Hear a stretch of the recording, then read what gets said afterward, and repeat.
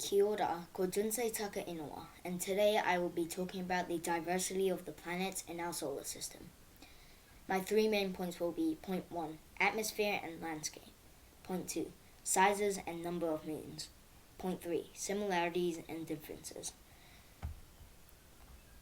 Point 1, in our solar system of 7 planets, there are unique types of terrains like Venus because it has an insanely hot climate and has a huge amount of volcanoes on its surface.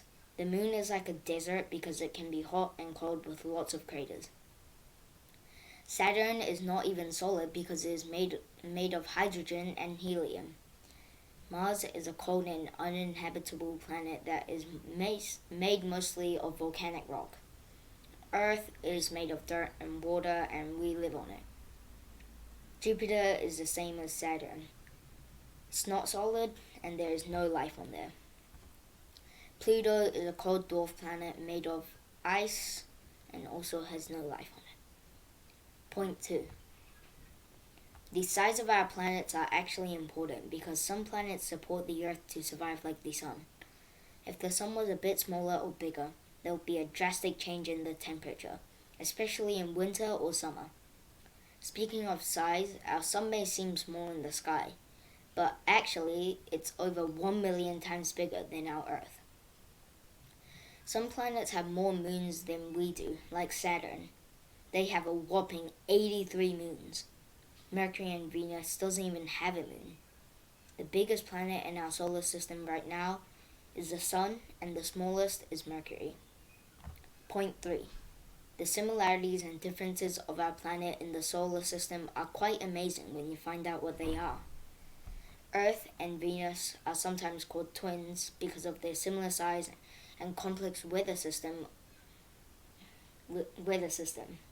Our planet's orbit is over 2 times bigger than Mercury's. Neptune weighs over 50 quintillion kgs as the heaviest planet in our solar system. Mercury takes 58 Earth days to do one orbit. And that's it for now. I hope you enjoyed listening to my speech.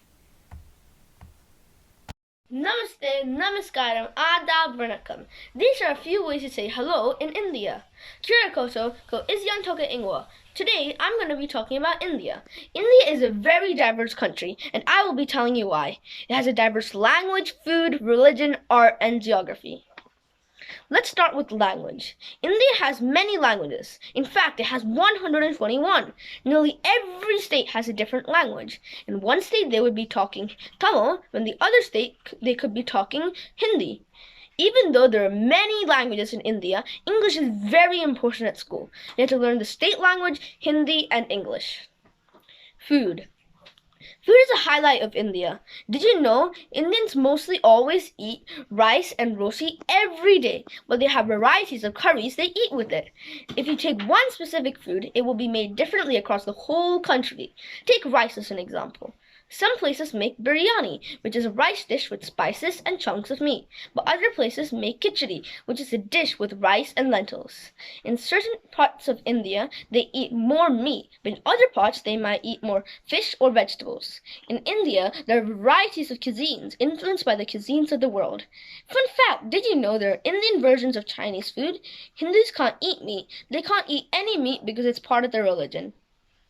Speaking of religion, let me tell you about India's religions. There are 9 major religions in India, all of which demonstrate how diverse it is. Religion plays a central and definitive role in the life of many Indians. Indians nearly always say a prayer before eating or even driving. Hindus even put shrines in their cars. There are many religions in India. Despite this, Hinduism is followed most in India. The main religions are Hinduism, Islam, Sikhism, Christianity, and Buddhism. Indian art is very diverse.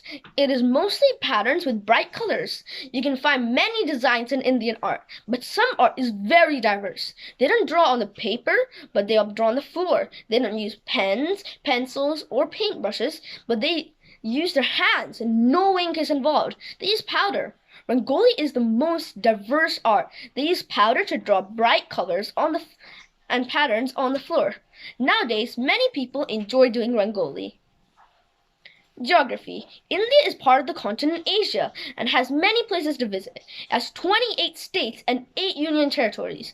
India shows one of the world's most diverse land layouts. The geography of India includes snowy mountains, vast open plains, dry hot deserts, and beautiful beaches. India is home to the Himalayan mountain range and Mount Everest, which is in the north of India.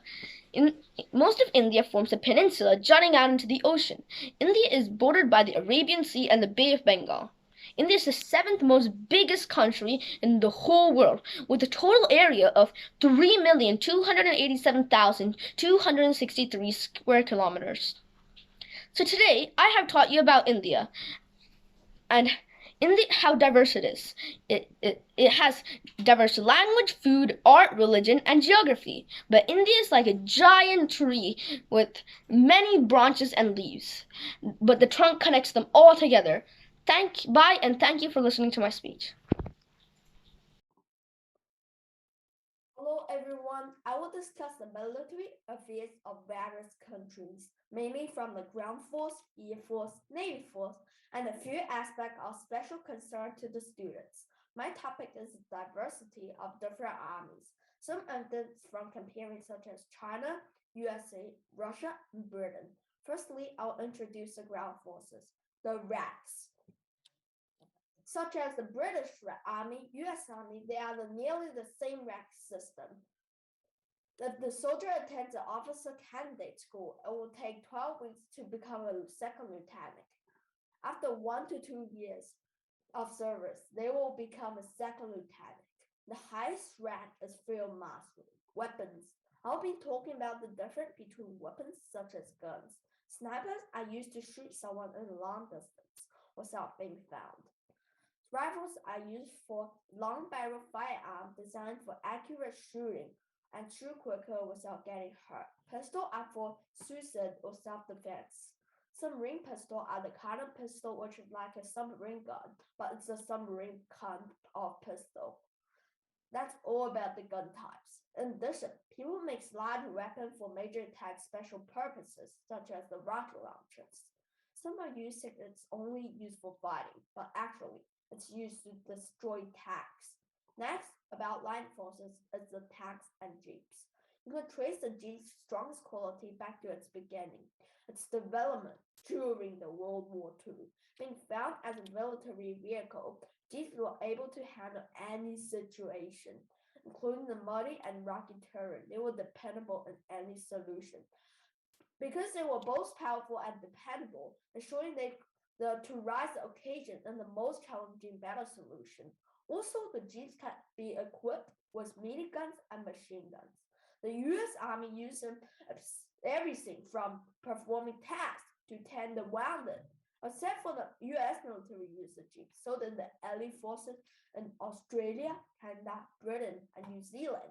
They use the jeeps. Tanks. Now in China, the Type 99 is used. The China's Type 99 main battle tank is the North Sledge. Its production is 1,200. Type 99 MBT is comparable with American's M1 Abrams tank. The M1 Abrams is America's third generation MBT, named for General Sigrid Abrams. The Type 99 is equipped with motor combustible reactive armor, and its main arrangement is 125 GPT 98 smoothbore gun. Because they have a relatively low weight, the Type 99 weighed around 55 tons, whereas the M1 Abrams weighed around 70 tons. The Type 99 enjoys a good mobility. The second arrangement is the Type 85 heavy machine gun and the Type 59 coxswain machine gun. Its maximum speed on road is 76 kilometers per hour and off-road is 54 kilometers per hour. Lastly, I will be talking about the navies and the main Air Force jets.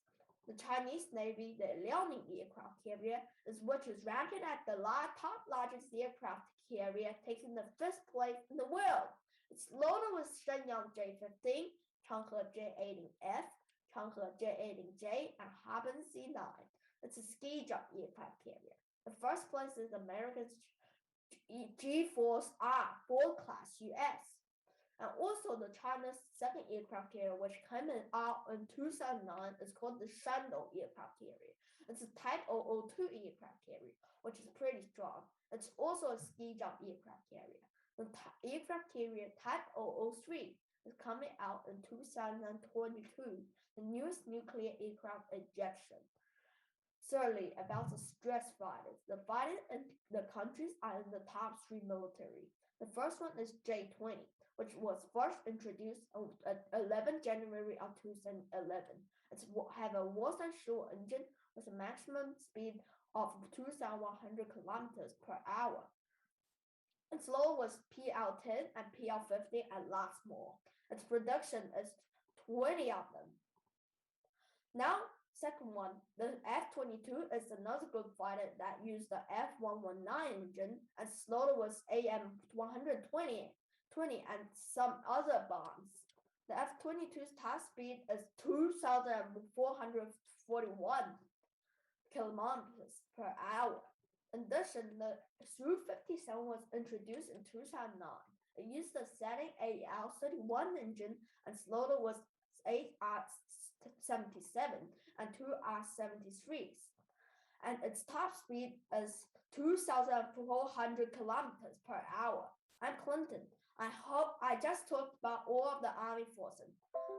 I hope you like my getting interested information from my speech.